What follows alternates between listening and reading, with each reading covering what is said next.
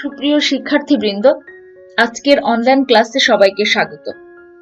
দ্বাদশ শ্রেণীর সমাজবিজ্ঞান দ্বিতীয় পত্রের চতুর্থ অধ্যায় বাংলাদেশের নৃগোষ্ঠীর জীবনধারা। দেখে নেই আলোচ্যসূচিতে কি কি থাকছে। নৃগোষ্ঠীর ধারণা, বাংলাদেশের প্রধান প্রধান নৃগোষ্ঠীর সামাজিক ও সাংস্কৃতিক জীবনধারা। আজকে আমরা চাকমা নৃগোষ্ঠীর সংস্কৃতি ও সামাজিক জীবন নিয়ে কথা বলার চেষ্টা করব। প্রথমে আমরা দেখে নেই এই নৃগোষ্ঠী বলতে কি বুঝি। ইংরেজি রেস শব্দের বাংলা প্রতিশব্দ হচ্ছে বর্ণগোষ্ঠী।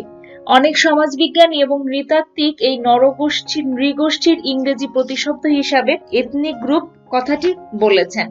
এই যে রেস শব্দটি এসেছে ইতালিয়ান শব্দ রাজ্জা থেকে, যার অর্থ হচ্ছে শিরোনাম। মূলত যে কোনো ধরনের বর্ণবাদকে নিরুৎসাহিত করার জন্য ইউনেস্কো 1950 সালে রেস শব্দটির ব্যবহারকে সীমাবদ্ধ করে দেয়। তখন থেকেই ক্ষুদ্র নরগোষ্ঠীর বা নৃগোষ্ঠীর প্রতিশব্দ হিসাবে এথনিক কমিউনিটি শব্দটির ব্যবহার শুরু হয়।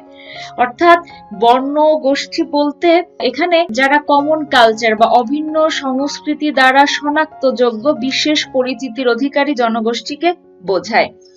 অর্থাৎ এই যে রেস এবং এথনিক গ্রুপ, এর মধ্যে তেমন কোনো পার্থক্য করা যায় না। এমনকি জনবিজ্ঞানেও কিন্তু শব্দ দুটি পরস্পরের ক্ষেত্রে ব্যবহৃত হয়, ফলে কিছুটা বিভ্রান্তি কিন্তু থেকেই যায়। তো আমরা দেখে নেই এই রেস বলতে আমরা কি বুঝি। তো রজার মার্টিন কেসিং তিনি বলছেন, কালচারাল অ্যানথ্রোপোলজি নামক গ্রন্থে তিনি বলছেন, race is a population geographically separated to some degree, hence distinguished from other populations of the same species in genetic frequencies. অর্থাৎ এখানে নৃগোষ্ঠী হচ্ছে এমন জনগোষ্ঠী যারা ভৌগোলিক কারণে একটু পৃথক এবং বংশানুক্রমিকভাবে একই প্রজাতির। আবার নৃবিজ্ঞানী ইবি টেইলর বলছেন, এথনিক সম্প্রদায় এমন একটি গোষ্ঠী যাদেরকে সাধারণ সাংস্কৃতিক বৈশিষ্ট্য দিয়ে আলাদা করা যায়। অর্থাৎ এখানে এই যে নরগোষ্ঠীর যে উদ্ভব, সেই উদ্ভবের পিছনে কিন্তু তিনটি মূল উপাদান ক্রিয়াশীল ছিল। এর মধ্যে এক হচ্ছে তার প্রাকৃতিক নির্ধারণ, তার ভৌগোলিক এবং সামাজিক যে প্রতিবন্ধকতা এবং আন্তর্মিলন। তো এই উপাদানগুলো কিন্তু এই নৃগোষ্ঠীর বিকাশের পিছনে ক্রিয়াশীল ছিল। তো আমরা পৃথিবীর সমগ্র মানব প্রজাতিকে বা মানব গোষ্ঠীকে আমরা চারটি নরগোষ্ঠীতে ভাগ করা হয়: ককেশীয়, মঙ্গোলীয়, নিগ্রোয়েড এবং অস্ট্রেলীয়। তো আমরা এই যে ক্ষুদ্র নৃগোষ্ঠী, আমরা জানি যে বাংলাদেশে প্রায় ছোট বড় 57টির মতো নৃগোষ্ঠী রয়েছে এবং এই নৃগোষ্ঠীর উৎপত্তি, বসবাস এবং সাংস্কৃতিক ও সামাজিক জীবনধারা কিন্তু ভিন্ন ভিন্ন। তো আমরা আজকে চাকমা নামক যে নরগোষ্ঠী রয়েছে, মোটামুটি তাদের জনসংখ্যার দিক দিয়ে বাংলাদেশে বৃহত্তম। তো আমরা চাকমা নরগোষ্ঠী নিয়ে আজকে কথা বলার চেষ্টা করব। তো শুরুতেই আমরা দেখে নেই যে তাদের অবস্থান এবং জনসংখ্যা। বাংলাদেশে বসবাসরত যে ক্ষুদ্র নৃগোষ্ঠীগুলো রয়েছে, এর মধ্যে চাকমারা হচ্ছে সংখ্যাগরিষ্ঠ। তো দেশের বিভিন্ন অঞ্চলে তারা বসবাস করলেও মূলত পার্বত্য চট্টগ্রাম অর্থাৎ পার্বত্য জেলাগুলোর মধ্যে রাঙামাটি, বান্দরবান এবং খাগড়াছড়িতে বসবাস করে। এছাড়াও কিন্তু তারা ভারতের ত্রিপুরা, মিজোরাম এবং অরুণাচল প্রদেশেও চাকমাদের বসবাস লক্ষ্য করা যায়। এখানে আমরা দেখতে পাচ্ছি যে এই যে চাকমা নারীরা, তারা কিন্তু বিজু উৎসব পালন করছে। তো এখন দেখি আমরা চাকমার নামকরণ সম্পর্কে। চাকমা সমাজের বৃহত্তর গ্রামীণ জনগোষ্ঠী নিজেদেরকে চাংমা নামে পরিচয় দিতে স্বাচ্ছন্দ্য বোধ করে এবং অনেক শিক্ষিত যারা যুবক রয়েছে, তারাও কিন্তু চাকমা শব্দের পরিবর্তে চাংমা শব্দটি ব্যবহার করতে বেশ আগ্রহী হয়। তো পরিসংখ্যানবিদ স্যার হার্বার্ট রিজলে তিনি বলছেন যে এই যে চাকমা প্রজাতি মূলত সেক জাতি থেকেই তাদের উৎপত্তি। অনেকে আবার মনে করেন চাকমা উপজাতি এরা হচ্ছে আরাকানের চম্পক নগরের বাসিন্দা ছিল এবং এই চম্পক নগরীর অবস্থান সম্পর্কে ভিন্ন ভিন্ন মত রয়েছে। কেউ কেউ বলছেন ভারতের উত্তর পশ্চিমের অবস্থান, কেউ আবার বলছেন উত্তর পূর্বে, আবার কেউ বলছেন হিমালয়ের পাদদেশে, আবার কেউ বলছেন এই অঞ্চলটি ছিল মালয়েশিয়ার মধ্যে। তো এই চাকমাদের নামকরণ সম্পর্কে বিভিন্ন লোককাহিনী কিন্তু প্রচলিত রয়েছে। তো এই প্রচলিত কাহিনীর মধ্যে একটি হচ্ছে যে চম্পকনগর থেকে চাকমা রাজপুত্র তিনি হচ্ছে বিজয়গড়ি রাজ্য জয়ের লক্ষ্যে বার্মার আরাকানে যান এবং সেখান থেকে তিনি শাসন কার্য পরিচালনা করেন এবং সেখান থেকে স্থানীয়দের দ্বারা বিতাড়িত হয়ে তিনি চট্টগ্রাম এবং পার্বত্য চট্টগ্রামে এসে স্থায়ীভাবে বসবাস শুরু করেন। আমরা চাকমাদের নরগোষ্ঠীগত পরিচয় যদি জানতে চাই তাহলে আমরা দেখতে পাই যে এরা হচ্ছে মঙ্গোলীয় জাতিগোষ্ঠীর অন্তর্গত এবং সেই বৈশিষ্ট্যগুলো তাদের মধ্যে বিদ্যমান। এখন আমরা চাকমাদের যে সামাজিক সংগঠন রয়েছে, সামাজিক সংগঠন এবং যে নেতৃত্ব সেটা নিয়ে কথা বলার চেষ্টা করব। অর্থাৎ প্রাচীন কাল থেকে কিন্তু রাজা হচ্ছে চাকমা সমাজের প্রধান এবং চাকমা সমাজের রাজার মতামতই কিন্তু চূড়ান্ত বলে বিবেচিত হয় এবং ইংরেজরা চাকমা রাজাকে চাকমা সার্কেলের চিফ হিসাবে নিযুক্ত করেন ব্রিটিশ আমলে এবং ওই সময় এই চাকমাদেরকে 3টি দলে ভাগ করা হয়, চাকমা, তংচঙ্গা এবং দৈনক নামে। এবং এখানে এই দুটো যে গোষ্ঠী রয়েছে এদের মধ্যে আবার অনেকগুলো উপদল রয়েছে। এই উপদলগুলোকে চাকমা ভাষায় আবার গঝা নামে ডাকা হয় এবং তাদের এই উপদলগুলোর নিজস্ব হচ্ছে কিছু আচার অনুষ্ঠান রয়েছে এবং এই যে চাকমার যে সংগঠন এবং নেতৃত্ব সেটার কিন্তু কিছু আনুষ্ঠানিকতা রয়েছে, কিছু প্রশাসনিক কাঠামো রয়েছে।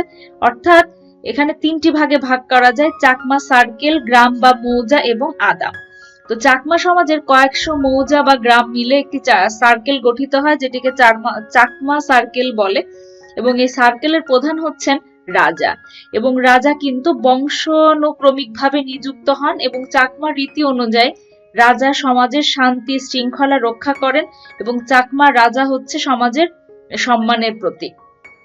গ্রাম বা মৌজা অর্থাৎ কতগুলো আদাম বা পাড়া নিয়ে কিন্তু এই মৌজা বা গ্রাম গঠিত হয় এবং এই মৌজার প্রধানকে হেডম্যান বলা হয় এবং রাজার অর্থাৎ চাকমা সার্কেলের যিনি প্রধান বা রাজা তার সুপারিশ ক্রমে কিন্তু এই হেডম্যান নিযুক্ত হন এবং এই হেডম্যান মৌজার শান্তি শৃঙ্খলা রক্ষা করেন এবং মাঠ পর্যায়ে বা তৃণমূল পর্যায়ের যে খাজনা আদায় সেটি কিন্তু এই হেডম্যানের উপরে ন্যস্ত থাকে।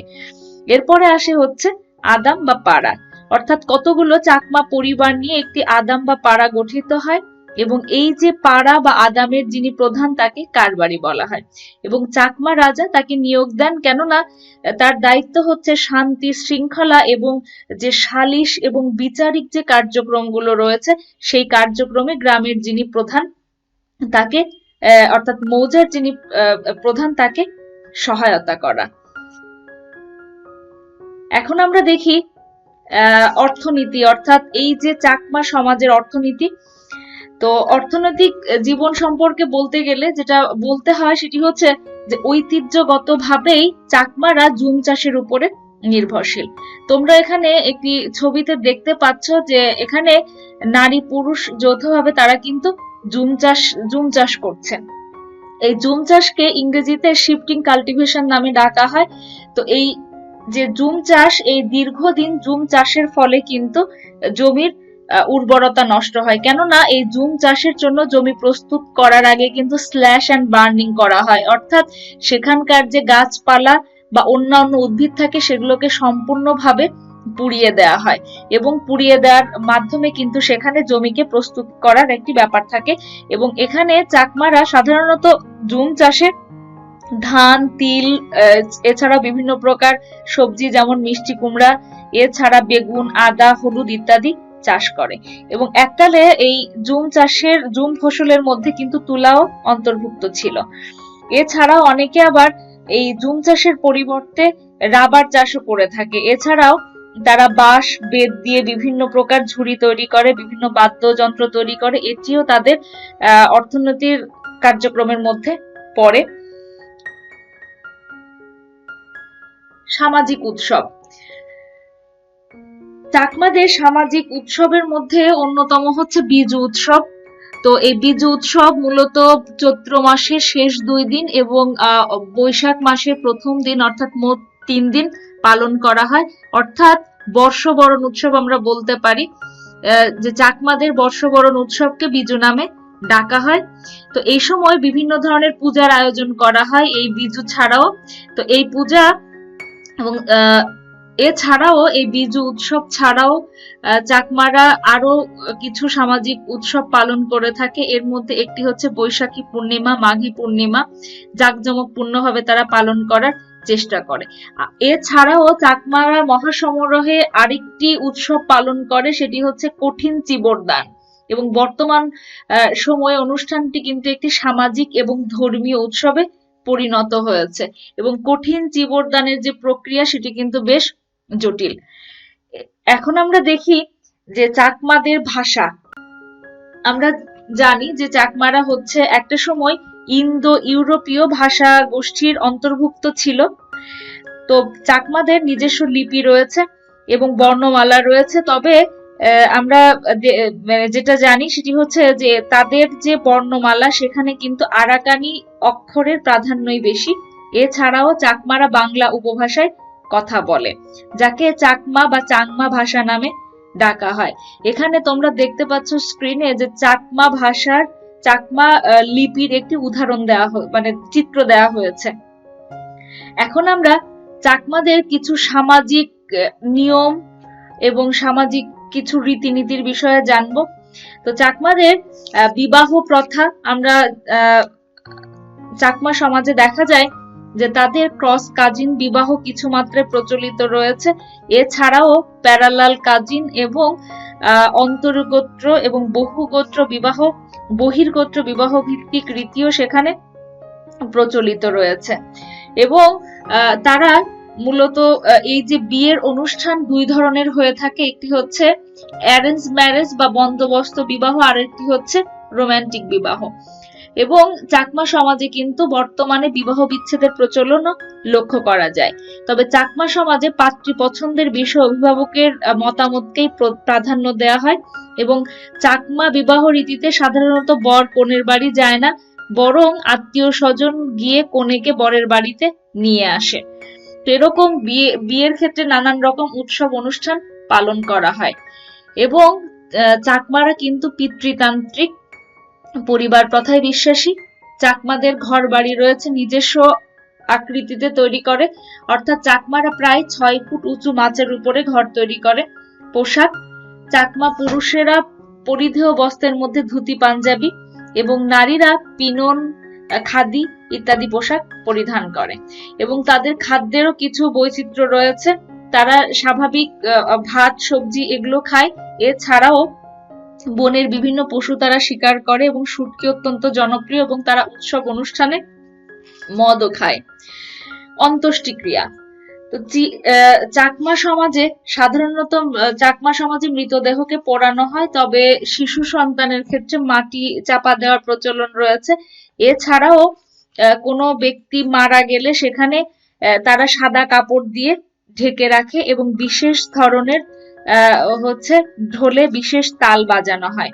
এবং এই তাল বাজানো শুনেই ওই গ্রামের অন্যান্য যারা বাসিন্দা রয়েছে তারা বুঝতে পারে যে ওই বাড়িতে কেউ মারা গিয়েছে। এবং কমবয়সীদের ক্ষেত্রে কমবয়সী কেউ মারা গেলে তারা একটি বিশেষ উৎসব পালন করে, যেটাকে 7 দিন না বলা হয়। এবং কোনো ব্যক্তি মারা গেলে মৃতের আত্মার জন্য তারা বিভিন্ন খাবার, তারপরে অর্থ, কাপড় ইত্যাদি উৎসর্গ করে এবং তারা এই আত্মীয় স্বজনের সদ্গতি কামনা করে। এবং চাকমা সমাজে সাধারণত সপ্তাহের একটি দিনে অর্থাৎ বুধবারে মৃতদেহকে পোড়ানোর বিধান নেই। এছাড়াও তারা মৃতদের উদ্দেশ্যে একটি বিশেষ ধরনের পূজা করে, যেটিকে গান পূজা বলা হয়।